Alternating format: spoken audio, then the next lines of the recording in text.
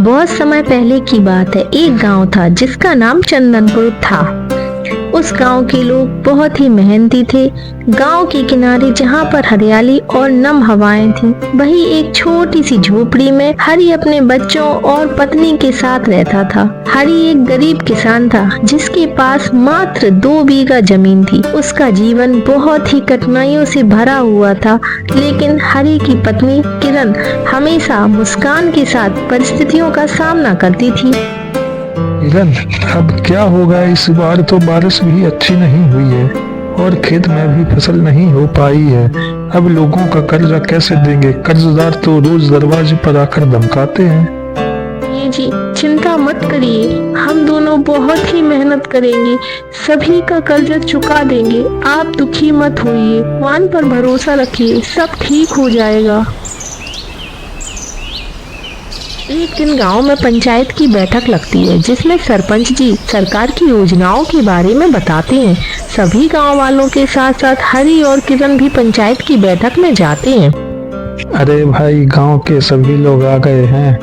आप सभी का बैठक में स्वागत है। सरकार ने गरीब किसानों के लिए एक नई योजना शुरू की है जिसमें खेती के लिए बीज और आर्थिक मदद भी दी जाएगी। यहाँ पर जरूरी बात यह है कि इस योजना का लाभ लेने के लिए आपको दस्तावेज कंप्लीट करने होंगे।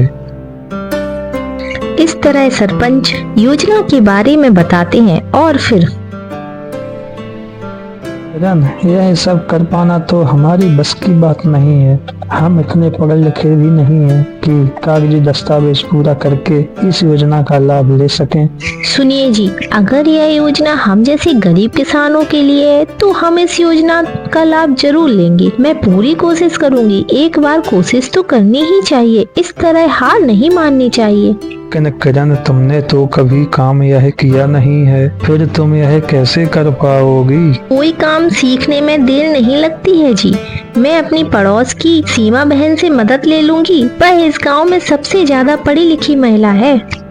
किरण सीमा के पास जाती है और पंचायत की सारी बातें बताती है। सीमा बहन, मुझे सरकारी योजना का लाभ पाने के लिए कागज पूरे करने हैं। मैं ज्यादा पढ़ी लिखी नहीं हूँ, क्या तुम मेरी मदद कर दोगी? क्यों नहीं किरण बहन, यह तो बहुत अच्छी बात है। मुझे तुम्हारी मदद करने में बहुत खुशी मिलेगी। मैं तुम्हें कागजी कार्रवाई करना सिखा दूंगी। भगवान मेरी मेहनत सफल हो जाए और मैं अपने पति की निराशा दूर कर सकूं। इस तरह हर रोज जल्दी उठकर किरण सीमा के घर जाती है और कागज का काम सीखने लगती है। वह घर के काम के साथ साथ कागजी दस्तावेज भी तैयार करती है। इस तरह कुछ दिन बीतते हैं। एक दिन पंचायत कार्यालय से खबर आती है कि आपको सरकार की योजना के तहत मदद मिलेगी। हरी भाई, तुम्हारी पत्नी ने बहुत मेहनत की है। तुम दोनों को सरकार की तरफ से आर्थिक सहायता और खेती के लिए बीज मिलेंगे। तुम दोनों को बधाई हो। सरपंच जी, आपका बहुत बहुत धन्यवाद। ये तो मेरी पत्नी की मेहनत का फल है। यह सब तुम्हारी वजह से ही हुआ है। सच में साबित कर दिया है कि हिम्मत से सब कुछ मुमकिन है।